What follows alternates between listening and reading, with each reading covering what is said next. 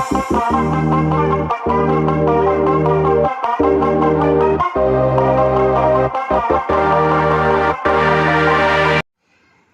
वालेकुम दोस्तों, नजीब्स official YouTube channel में खुशामदीद।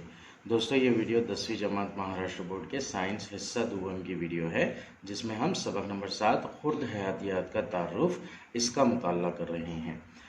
चैप्टर को हम रिड्यूस सिलेबस के हिसाब से कवर कर रहे हैं, जो तालीमी साल 2020-2021 के लिए एप्लीकेबल है। पिछली वीडियो में हमने इस चैप्टर की थ्योरी का सेकंड पार्ट कवर किया था। आज इस वीडियो में हम चैप्टर की थ्योरी का लास्ट पार्ट कवर करेंगे। सफ़ा नंबर 84 पर यहाँ तक का पार्ट हम कवर कर चुके हैं। आगे साफ टेक्नोलॉजी से कंटिन्यू करेंगे वीडियो को। सफ़ा नंबर 84 और 85 पर कोई भी पार्ट ओमिट नहीं है रिडक्शन में। आइए शुरुआत करते हैं। साफ टेक्नोलॉजी। इंसान ने टेक्नोलॉजी के मैदान में तेज़ी से पेशरफ्त की है, लेकिन ये भी हकीकत है कि माहौल की आलूदगी की शरह भी इसी तेज़ी से बढ़ रही है।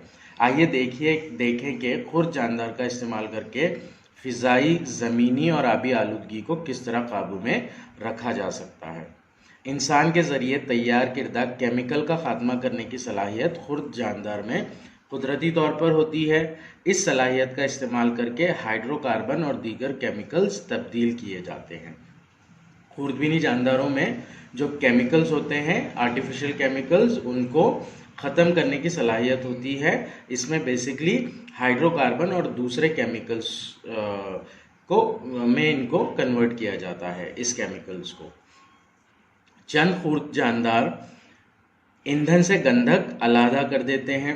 हल्की किस्म की धातों में तांबा, लोहा, यूरेनियम और जिस्ट जैसी धातें माहौल में जंग आलूदा होती हैं। थायोबैसिलस और सल्फोलोब्स जरासीम की मदद से इन धातों को जंग लगने से पहले मुरक्कबात में बदल देते हैं। यहाँ पर क्या किया जा रहा है, जो हार्मफुल केमिकल्स हैं उनको हाइड्रोकार्बन और दीगर केमिकल्स में कन्वर्ट किया जा रहा है। सल्फर जो कि माहौल को आलूदा करती है, इसे भी अलग किया जा सकता है खुर्दबीनी जानदारों को इस्तेमाल करके।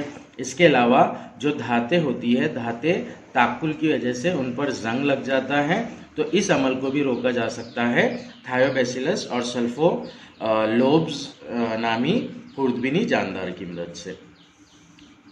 बताइए तो भला का क्वेश्चन है नीचे। समंदर के किनारे तेल मिले हुए पानी और हजारों मुर्दा मछलियों के बारे में खबरें आपने पढ़ी या देखी होंगी। ऐसा क्यों होता है? जवाब इसका, समंदर में माल बरदार जहाज़ों के ज़रिए या पेट्रोलियम प्लांट से तेल का रिसाव होता है। ये तेल की तह पानी पर जमा होने की वजह से आबी जानदार हवा से महरूम हो जाते हैं और उनका तनफ्फुस का अमल रुक जाता है। नतीजतन तमाम आबी जानदार मर जाते हैं। बहुत बार हमने YouTube के वीडियोस वगैरह में या फिर न्यूज़ वगैरह में ये देखा है कि तेल एक बड़े पैमाने पर समंदर वगैरह में लीक हो जाता है, किसी बोट से, शिप से या फिर पेट्रोलियम के प्लांट से। ये मुख्तलिफ वजूहात की बिना पर होता है, हादसों वगैरह की बिना पर होता है। इसकी वजह से क्या होते हैं, जो आबी जानदार होते हैं वो मर जाते हैं और फूलकर ऊपर आ जाते हैं या फिर किनारे पर आ जाते हैं। समंदर में मुख्तलिफ वजूहात की बिना पर पेट्रोलियम तेल का रिसाव होता है। ये तेल आबी जानदारों के लिए ख़तरनाक और जहरीला हो सकता है। पानी पर तैरने वाले तेल की तह को तकनीकी तरीके से दूर करना आसान नहीं है। ये जो तेल की तह होती है एक बड़े इलाके पर फैली हुई होती है पानी के। इसे टेक्निकल वे से, मतलब मैकेनिकल वे से अलग करना बहुत मुश्किल होता है। लेकिन अल्किनोवोरेक्स बारक्यूमेंसिस और सीडोमोनास बैक्टीरिया में पेरिडीन्स और दीगर केमिकल को ख़त्म करने की सलाहियत है, जिसकी वजह से तेल की तह को ख़त्म करने के लिए इन बैक्टीरिया के ग्रोह का इस्तेमाल किया जाता है। यहाँ पर अल्किनोवोरेक्सो बारक्यूमेंसिस और सीडोमोनास बैक्टीरिया इन दो बैक्टीरिया के ग्रुप यूज किए जाते हैं। इन ग्रुप्स को हाइड्रोकार्बनोक्लास्टिक कहते हैं। इनका इस्तेमाल करके इस तेल को ख़त्म किया जाता है वहाँ पर एक्चुअली। इनको हाइड्रोकार्बनोक्लास्टिक बैक्टीरिया HCB कहते हैं। HCB हाइड्रोकार्बन को तहलील करके इसकी कार्बन का ऑक्सीजन से मिलाप किया जाता है। सो HCB ये जो तेल होता है, तेल बेसिकली एक हाइड्रोकार्बन होता है। सो उसकी तहलील करते हैं और उसके अंदर जो कार्बन होती है उस कार्बन का हवा की ऑक्सीजन के साथ में अमल करते हैं। इस अमल की वजह से क्या होता है, CO2 तैयार होता है और पानी तैयार होता है। इस तरह से वहां पर तेल की आलूदगी को रोका जाता है। जो तेल फैला हुआ होता है उसे खत्म किया जाता है। तेल हाइड्रोकार्बन जो होता है वो कार्बन डाइऑक्साइड और पानी में तब्दील हो जाता है। प्लास्टिक की बोतलें PTP यानी पॉलीथिलीन टेट्राफ्थलेट पॉलिस्टर कीमियाई शय से बनाई जाती है। फी ज़माना शहरी कचरे में इसकी बड़ी मकदार पाई जाती है। ये बात दरियाफ्त हुई है कि आइडोनिलासाकी एंसिस विब्रियो किस्में PTP को तहलील करती है। इसी तरह कचरे में मौजूद रबर को तहलील करने की सलाहियत एक्टिनोमाइस्टेटिस, स्ट्रिप्टोमाइसिस, नार्कार्डिया एक्टिनोप्लेनिस नामी बैक्टीरिया की किस्मों में पाई जाती है। प्लास्टिक जो होता है वो कचरे में जाने के बाद ज़मीन में दफन हो जाता है और वैसे के वैसे ही रहता है, लेकिन कुछ किस्म के बैक्टीरिया है जो इसे ख़त्म करने की सलाहियत रखते हैं। PTP की तहलील करने वाला जो बैक्टीरिया है वो है आइडोनिलासाकिएंसिस और विब्रियो। इसके अलावा जो रबर के मटेरियल्स होते हैं, जो रबर की चीज़ें होती हैं, उनको तहलील करने की सलाहियत एक्टिनोमाइस्टेटिस, स्ट्रिप्टोमाइसिस, नार्कार्डिया एक्टिनोपेलेंसिस नामी बैक्टीरिया में होती है। तो इस तरह से पहले हमने देखा कि खुर्दबीनी जानदार आबी आलूदगी को किस तरह ख़त्म करते हैं और ज़मीनी आलूदगी को किस तरह ख़त्म करते हैं।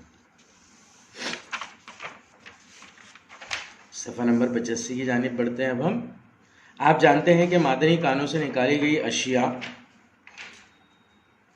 और तेज़ाबी बारिश में सल्फ्यूरिक एसिड होता है। सल्फ्यूरिक एसिड जो होता है इससे बहुत ज़्यादा पैमाने पर मिट्टी और हवा जो है वो आलूदा होती है।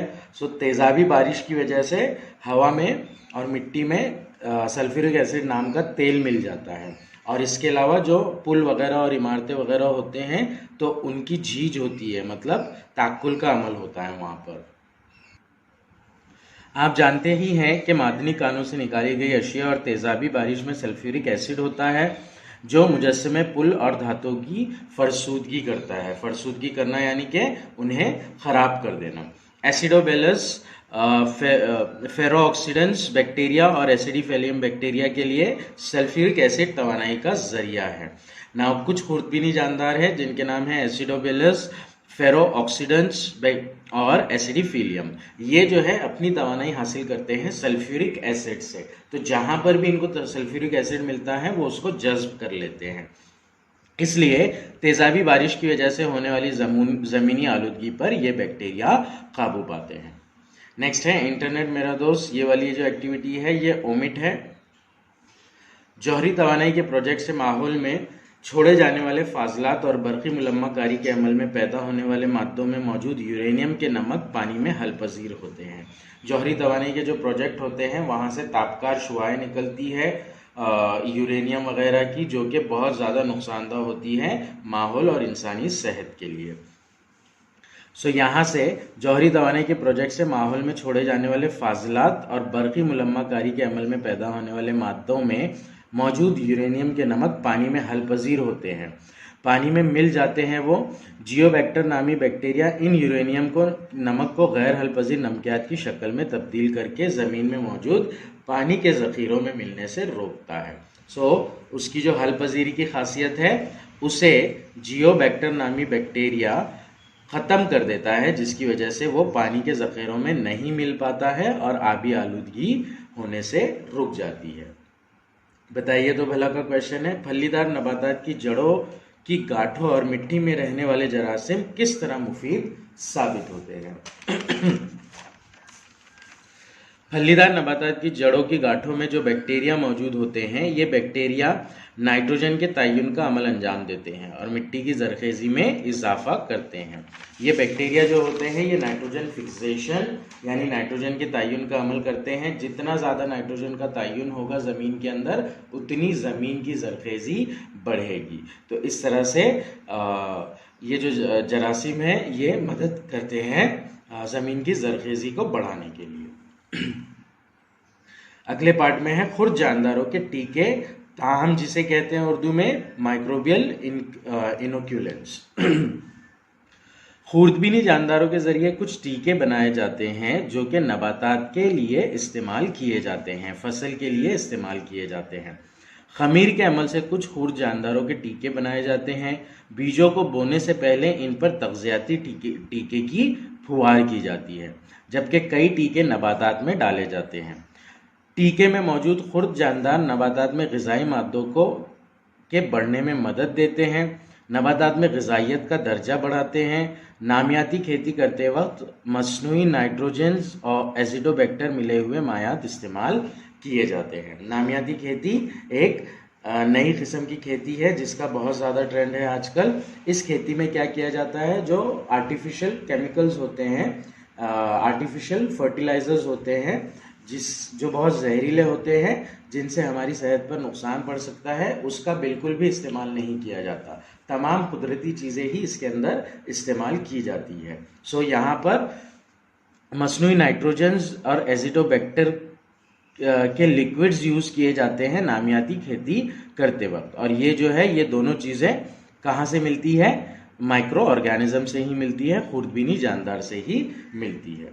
कीमियाई खादों की वजह से होने वाली ज़मीनी आलूदगी को इन मायात से रोका जाता है।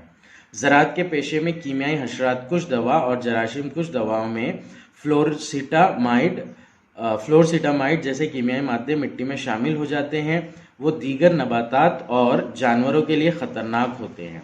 इंसान में जल्दी इमराज का बास बनते हैं। मिट्टी में मौजूद इस किस्म की हशरात कुश दवाओं को खुर्दबीनी जानदारों की मदद से ख़त्म किया जाता है। जितने भी हार्मफुल केमिकल्स होते हैं जो कि फर्टिलाइजर्स में होते हैं, केमिकल फर्टिलाइजर्स में, वो क्या करते हैं, मिट्टी में शामिल हो जाते हैं और दीगर नबातात, जानवरों और इंसान के लिए भी ख़तरनाक होते हैं। इंसान में इससे जल्दी अमराज होते हैं और बहुत सारे नुकसानात होते हैं। इस किस्म के हशरात कुछ दवाओं को, फर्टिलाइजर्स को खुर्दबीनी जानदारों की मदद से ख़त्म किया जा सकता है। मतलब ज़्यादा से ज़्यादा ऐसी हशरात कुछ दवाएं इस्तेमाल करना चाहिए जो खुर्दबीनी जानदारों की मदद से बनी हुई है। बैक्टीरिया और फफूंद से हासिल होने वाले और फसलों के कीड़े मकोड़े, बीमारियों के जरासीम का खात्मा करने वाले मायात, बैक्टीरिया से हासिल होने वाले टॉक्सिन्स हयाती टेक्नोलॉजी की मदद से बराह रास्त नबातात में दाखिल की जाती है।